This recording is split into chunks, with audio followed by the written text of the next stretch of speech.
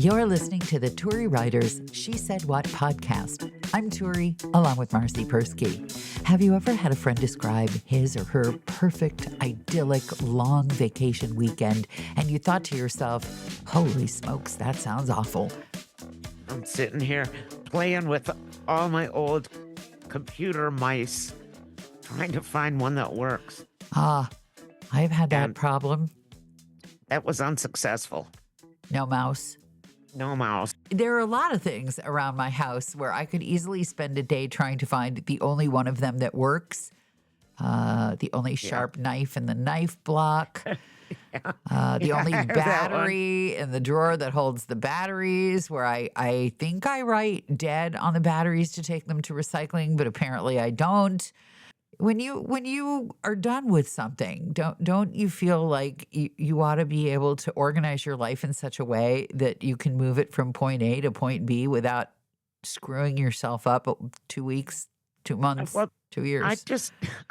I'm asking myself why I have 5 computer mice or mouses or however you pronounce it, and none of them work. And why I just stick them like in a drawer Yeah. and say, well, I might need it someday. See, that's the I might thing. need it someday. I might be able to fix this. Yeah. Yeah. I got a lot of unfixables. But now I have to use like this little pad Oh, on I my know computer. those. Yeah. And my coordination is not that good to begin with. Yeah, you have mentioned this pad. When I first got a Mac computer years ago, the kid's like, you got to get one of these pads. They're the coolest things. I think those pads were designed by someone who had wanted to slash their wrists but couldn't quite get up the gumption. So instead, they designed a mouse pad thing that is sharp, flat metal that will essentially, over a long period of time, not so much cut you, but rub all the skin off your wrist slowly and painfully. So we just got back from visiting the girls in Yes. Colorado. Nice. How was it? They had all your hair product ready for you? It was lovely. We haven't seen them for a long time, so we got a really screaming deal on 2 plane tickets. So we went for a long weekend, and we pretty much hung out. We went out to dinner to this all-you-can-eat huge Italian place. Oh, Lord. And then we went to the world-famous Casa Bonita, which What? is a crazy How world place. famous can it be? Well, let me pause you first of all, because you've said a Yes. few things that intrigue me. You're not a big eater. Neither is Molly. Who Oh, feasts? Molly is an enigma. She finally weighs 100 pounds, but that girl can put away more food than any of my boys. Molly's a hungry little person. And then we also had other people with us. It was Frankie. It was Shannon's birthday. Wow. So So wait. Shannon- So do they just give you like a whomping big pile of lasagna, or what do you get at an all-you-can-eat Italian? That place is huge. There's like a meat section. There's a vegetarian section. There's it's all different kinds of Italian It foods. sounds scary as all get out. Nah, it was pretty good. I don't eat that much, as you said. Yeah. So I was too full to eat dessert. And I had some spaghetti and some chicken and, the usual white things that I eat. Marcy eats white food. She's a fan of the cottage cheese. I love cottage cheese. I know you do. So I just am imagining, because the school cafeteria often served what they called nothing like that. Italian food. And it was a way to fill you up on starch, on pasta with bad tomato sauce. No, there's all kinds of like vegetables. Okay. And Were you raised on Chef Boyardee? I love SpaghettiOs. That's Franco-American. Oh, beefaroni. Yeah, I didn't have the beefaroni, but the cheese ravioli in a can. Now, that was something I just thought was normal as a child.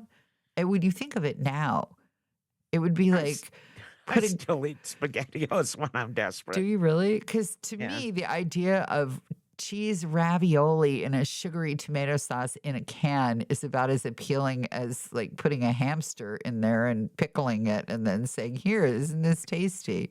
Well, when I was very, very poor Mm. and inching myself into adulthood after graduating from college, Mhm.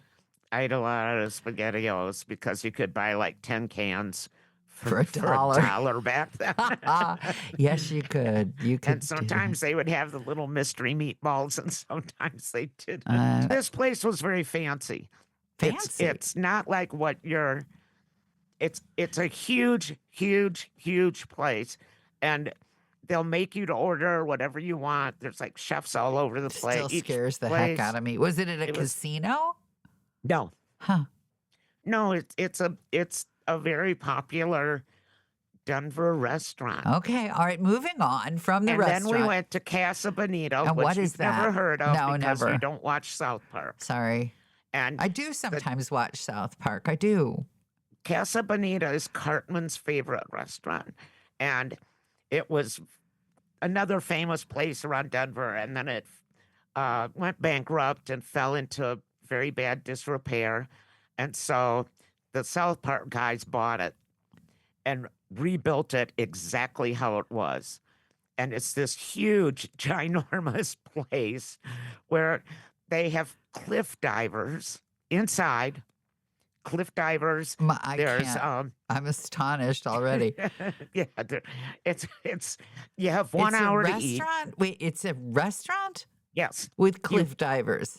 cliff divers, fortune tellers, balloon hat makers, face painters, puppet Sounds shows, like Chuck E. Cheese for pirates. grown-ups. Yes, that's and alcohol. And it was so huge we didn't do everything. I mean, it would scare me. I'd be afraid that people were just puking everywhere. This No, strikes nobody's terror. puking. No, it's very The whole dignified. place didn't smell vaguely like puke? No, not at all. I don't believe you. I think, Well, most of the people had kids. yeah. That doesn't stop parents from. Did you ever go to a Little League game? Since when does that stop Yeah. parents from behaving No, badly? I did. They are pretty strict. They have a list of rules like you can't be naked and stuff like that. Ask yourself, what kind of a restaurant has to put down a rule that says you can't be naked? Well- It's obviously because somebody came in there and went, "Woo, cliff diving!" Had like 5 No, it's margaritas, got up on the cliff. really expensive. I don't so- care that it's so is Disneyland, but that doesn't mean it's for adults. Oh, I hate Disneyland. Well, It's that's just people you. in costumes. That's I just don't you. like that. It sounds like Casa Bonita's people in costumes. What do people wear to dive off cliffs? Bathing suits. That's a costume. No, it's a bathing suit. But it's pretty high cliff and it's indoors and it's crazy. And then they had this puppet show. Hey, what do they dive into? Like a tub of Water. Jello or water? Water. How big is what if they miss? It's an indoor Why are space. you asking me questions that I can't answer? don't know. I don't know. It's big enough water that they can dive and they don't miss. And they do tricks like the Olympic divers. Someday they'll miss. And They'll be splat out all over your SpaghettiOs. It'll I be don't know, cliff it's pretty- diveros. I did get soaked from standing too close just because I'm dumb like that. I'm just so horrified by this whole idea. I can't even begin to uh, tell you. Oh, okay. Here's my best Denver story. Okay. Oh, second best Denver story. Okay. Gas was like $1.50 cheaper than it is here. Because they don't have to truck it 5 miles up. They only have to truck it 1 mile up. I don't know, but that was sad. And then we stopped at a place because Shannon wanted a pickle. It's called Snarf's. And it's some little food place that's real popular all over the place. Like, I don't know. There's a lot of them. And she was And craving they have all kinds of sandwiches and stuff, but they have pickle. pickles that Okay. Shannon loves this pickle. Okay. And I needed water really badly. Okay. So we get there. I said, get your pickle and some water, and here's my card. Pay for it. And You I'm big headed- spender, spending on the pickle and I the know. water. Look at Oh, you. wait. Look at Wait. you. Wait and hear what's coming. Okay. So I'm going to the bathroom, and I hear Molly yelling, "Mom, Mom." And so I turn around and go back, and I go, "What?" And the guy goes, 99.17. And I was like, for a pickle and a bottle of water? What And the? he said, no, that's the combination to the lock on the Oh my bathroom God. door. But I almost peed myself when he said Oh, God. 9917. Yeah, I would have too. Who'd have thunk? It's a good thing that you take blood pressure medication. Oh, yeah. And then we get home, Yeah. and my child greets me with her glasses taped to her face because there are no sides. I don't know how this happened. I'm not going to ask her, but both sides of her glasses were broken. Simultaneously. Yes. And so I have like this muscle tape that like you see them wear, the Olympians wear. Yeah. Well, I have that because I used to use it for my physical therapy. She had muscle tape from the bottom of her nose to her forehead. Oh, God. And I was like, first of all, what happened? Second of all, that's muscle tape. She takes the tape off, and it's just everything's red underneath it because God. that's not how you use it. How long has she been wearing the taped on glasses? I guess for 4 days. 4 days she slept with her glasses taped to her face? Well, no, she untaped them and then taped them back on. Oh, Lord. And then she tried Band-Aids. So now there are like Band-Aids everywhere around my house. And I'm going to make her go around and pick up the Band-Aids, There's a job. even though they're clean. But from like up where the bridge of your glasses are to like between your eyebrows, Yeah. there's no skin. I mean, it's just like bright red. So I had to take her to buy glasses Is today. this the Let's Make Turi Nauseous podcast I edition? guess. But who tapes their glasses to their face? Someone who needs to see, and there are no sides on your glasses. It seems like I would give her plaudits for an innovative solution. She was going out in public like that. What was her Be other running option? away. Well, now she has an option. I'm her chauffeur. I'm going to be driving Miss Daisy everywhere she has to go because it's going to take 2 weeks for the glasses. Wow. You've just described 4 days worth of horrifying things. That's pretty impressive. Oh, and one last thing. Is it worse or better? Yeah, you won't like this either. Oh, God. This will gag you. So, Molly and Shannon's next door neighbor Yes. is this little old Jewish man that they just love, and he loves them. And they were coming home the first day of Passover, and they had bought a lot of matzah and, things that you need. And he's sitting on his porch, and he said, "Oh, what kind of matzah is that?" And he was just shocked at this matzah that they bought, right? It was like Monashevitz or some Yehuda or whatever you get in the grocery store. Yeah. And he goes, "Just a minute." And he comes down with this like huge, it looks like a pizza box. Oh, okay? shmura matzah. And it's the crunchiest, tasteless thing Yeah. It's I have famous for ever that. tasted. It's And really, he paid $30 for that yes, box. that's right.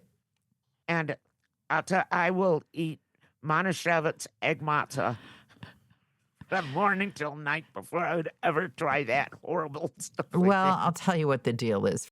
There are certain religious holy people who like walk through fire, or they crawl with a cross on their back for miles, or they'll vomit demons. Yeah. No, I mean as a test of your love that you for your God of choice, that you take on some really, really difficult task.